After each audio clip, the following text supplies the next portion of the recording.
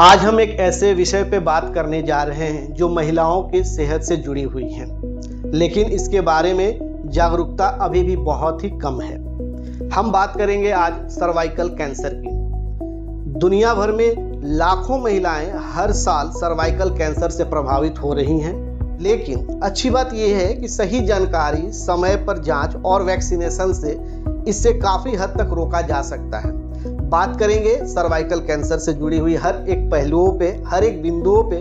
उससे पहले मैं आपको बता दूं कि आप देख रहे हैं हमारा पॉडकास्ट डॉक्टर की बात और मैं हूं आपके साथ रंजन। आज हम जिस गेस्ट के साथ बात करेंगे कि जानी मानी gynaecologist doctor Manju Geeta Mishra ma'am है। मैम, बहुत बहुत स्वागत है आपका। धन्यवाद। के योनि का नीचा हिस्सा जो है उसको सर्विक्स कहते हैं और उसमें जो कैंसर होता है वही सर्वाइकल कैंसर कहलाता है। कुत्तों का जान इससे जाता है। इसको यदि पहले से हम जानकारी लें और समय पर जांच कराएं तो इससे आपको बीमारी का पता शुरू में लगता है। ये हमारे यहाँ बहुत ही कॉमन है। एक्चुअली ये HPV इन्फेक्शन से होता है। HIV इन्फेक्शन से, अनप्रोटेक्टेड सेक्स से और इस सब के कारण जो है early marriage, multiple partner, hygiene नहीं मेंटेन करना और समय पर HPV वैक्सीनेशन नहीं लेना, इससे महिलाओं में यूजुअली इम्यूनिटी कम हो जाता है तो सर्वाइकल कैंसर से वो ग्रसित हो जाती है। सर्वाइकल कैंसर के शुरुआती लक्षण क्या होते हैं? देखिए, सबसे शुरू में इसका है कि इंटरकोर्स के बाद यदि थोड़ा भी ब्लीडिंग हो तो आप तुरंत जाके डॉक्टर से मिलिए। और यदि वो अर्ली साइन है, पोस्ट कोइटल ब्लीडिंग, बाद में जो है सो ज़्यादा डिस्चार्ज होने लगता है, ब्लीडिंग होने लगता है, पेल्विस में पेन होने लगता है, तो बहुत बार शुरुआती लक्षण लोगों को पता ही नहीं चलता है।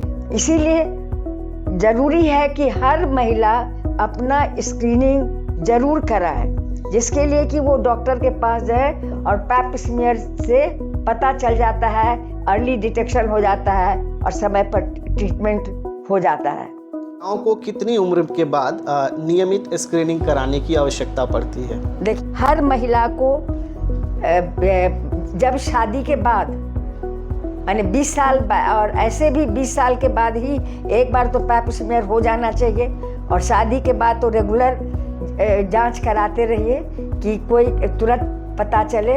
यदि कुछ वार्निंग साइन मिले, जैसे कि साथ रहने में कभी ब्लीडिंग हो गया, डिस्चार्ज हो गया, तो उस टाइम में तो तुरंत जा कर के मिलिए। तो सबसे पहले इसमें है कि हल्का ब्लीडिंग हो जा सकता है। उसके बाद मान लीजिए कि यदि ज़्यादा उम्र की महिला है तो मासिक बंद होने के बाद यदि ब्लीडिंग हो रहा है तभी भी आप जानिए।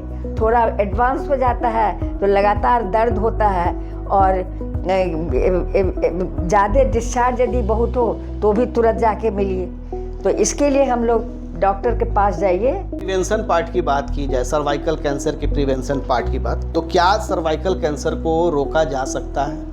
पैप स्मीयर कराने के बाद हम लोग लिक्विड बेस्ड साइटोलॉजी कराते हैं और HPV टेस्टिंग कराते हैं कि वो उसमें है कि नहीं, और वो जो सर्विक्स से पानी निकाल करके जांच में भेजा जाता है। कुछ शक होने पर हम लोग उससे पैप स्मीयर के बाद कोल्पोस्कोपिक एग्जामिनेशन कराते हैं। हर महिला को 21 से 29 साल में हर 3 साल में पैप स्मीयर कराना चाहिए। 30 से 65 में हर 3 साल में पैप स्मीयर, हर स्कोपिक एग्जामिनेशन किया जाता है। और अगर इसमें कोई दिक्कत है तो स्क्रीनिंग के बाद यदि रिपोर्ट नॉर्मल होता है तो फिर स्क्रीनिंग का 65 के बाद यदि नॉर्मल आ गया रिपोर्ट तो उसके बाद फिर पैप स्मीयर कराने का जरूरत नहीं। HPV वैक्सीनेशन होता क्या है और ये कितना सुरक्षित है और कितना प्रभावशाली? सर्वाइकल कैंसर का वैक्सीन आजकल मिलता है जो कि जिससे कि ये आप बीमारी को रोक सकते हैं। तो यदि आप सर्वाइकल कैंसर का वैक्सीन ले लीजिए, रेगुलर स्क्रीनिंग कराइए तो आपको नहीं होगा बीमारी।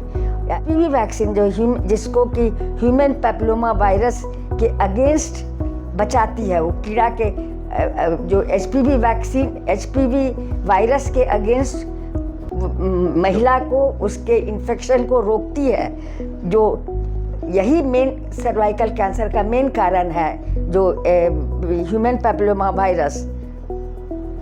ये वैक्सीन जो है पूरी तरह से सुरक्षित है और इफ़ेक्टिव भी है।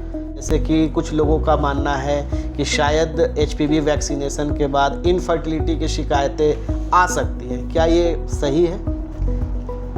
यूजुअली HPV वैक्सीनेशन से इनफर्टिलिटी नहीं होता है, और HPV वैक्सीनेशन को सबको बेहतर प्रभाव देता है, सबको इससे इफ़ेक्ट होता है। और इसे जो है सो 9 से 14 साल की उम्र में ही दिलाना शुरू करते हैं, और 26 से 45 साल में भी डॉक्टर की सलाह से दिया जा सकता है, लेकिन यूजुअली बेस्ट है 9 से 14 साल में। जो स्कूल गोइंग्स गर्ल है उसको लेना चाहिए, उनको लेना चाहिए। हाँ। बिल्कुल। महिला को सर्वाइकल कैंसर डायग्नोस हो जाए तो क्या आगे उसके ट्रीटमेंट ऑप्शन उपलब्ध हैं? वो डिपेंड करता है कि किस स्टेज में डायग्नोसिस हुआ है। यदि अर्ली स्टेज में डायग्नोसिस होता है तो सर्जरी हो सकता है।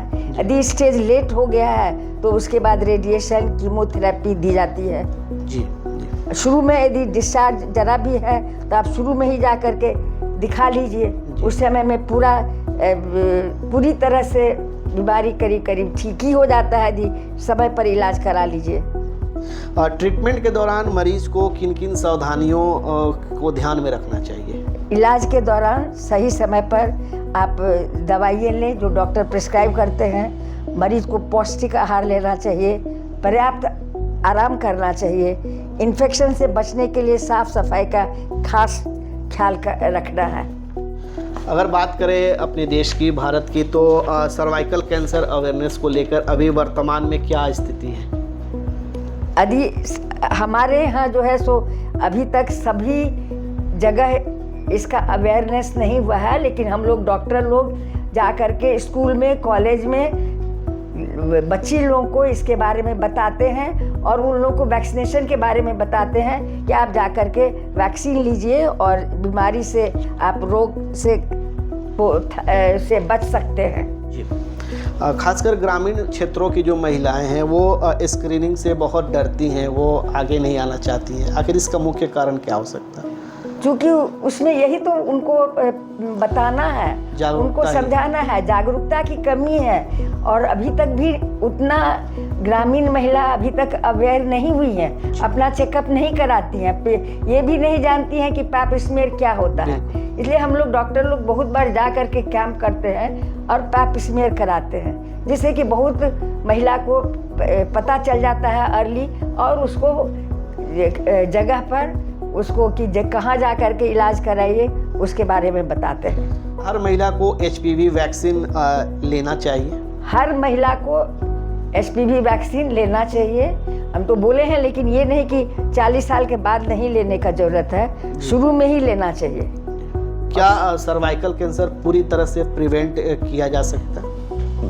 ज़्यादातर केस में करीब पूरी तरह से, यदि समय पर वैक्सीन पड़ गया, रेगुलर चेकअप हो गया, तो करीब इसको प्रिवेंट किया जा सकता है। यदि बाई चांस नहीं भी प्रिवेंशन किसी का हुआ तो यदि अर्ली ट्रीटमेंट हो जाता है तो करीब बीमारी ठीक हो जाती है। हमेशा पैप स्मीयर की जो चर्चा हो रही है, पैप स्मीयर होता क्या है? उसमें बेहोश करने का जरूरत नहीं है। यदि महिला जब चेकअप के लिए आती है तो हम लोग एक स्पैचुला होता है जिससे कि बच्चेदानी के मुंह का पानी निकाल करके उस पर स्प्रेड करके जांच के लिए दे देते हैं, जिसको कि टेस्ट किया जाता है। लिक्विड बेस्ड साइटोलॉजी और HPV टेस्टिंग होता है। और यदि कुछ लगा कि कुछ ज़्यादा दिक्कत है तो उसी टाइम में उसको बोल देते हैं कि आप कंप्यूटर से मतलब कोल्पोस्कोपिक एग्जामिनेशन भी करा लीजिए। ये वैक्सीन का सबसे बेहतर प्रभाव 9 से 14 साल की उम्र में ही है, और नहीं तो फिर 25 से 45 साल में भी डॉक्टर की सलाह से ये ले सकते हैं। और डिपेंड करता है यदि आपको कैंसर हो गया है तो डिपेंडिंग क्या स्टेजिंग है, कौन से स्टेज में है, उस स्टेज का पता करके कि आपको क्या होगा, आगे सर्जरी होगा, रेडियोथेरेपी पड़ेगा या कीमोथेरेपी करेगा। हमने चर्चा किया है सर्वाइकल कैंसर को लेके। मैम, इस पॉडकास्ट में एक आखिरी संदेश आपके तरफ से हमारे दर्शकों के लिए सर्वाइकल कैंसर को लेकर। महिला को चाहिए कि अपना पैप स्मीयर कराएं, टेस्टिंग कराएं, जिससे कि आपका अर्ली डिटेक्शन होगा, पता चल जाएगा HPV और प्रॉपर ट्रीटमेंट भी हो जाएगा। और मान लीजिए यदि उस समय में आपको रेगुलर आप कराते रहिएगा साइटोलॉजी तो बहुत अर्ली स्टेज में डिटेक्शन हो जाता है और उसका ट्रीटमेंट पॉसिबल है। ट्रीटमेंट के दौरान पौष्टिक आहार लीजिए और रेस्ट लीजिए, इन्फेक्शन से बचने का कोशिश करिए, खास सफाई सबका ध्यान करिए और ट्रीटमेंट का पूरा कोर्स कंप्लीट कराना जरूरी है।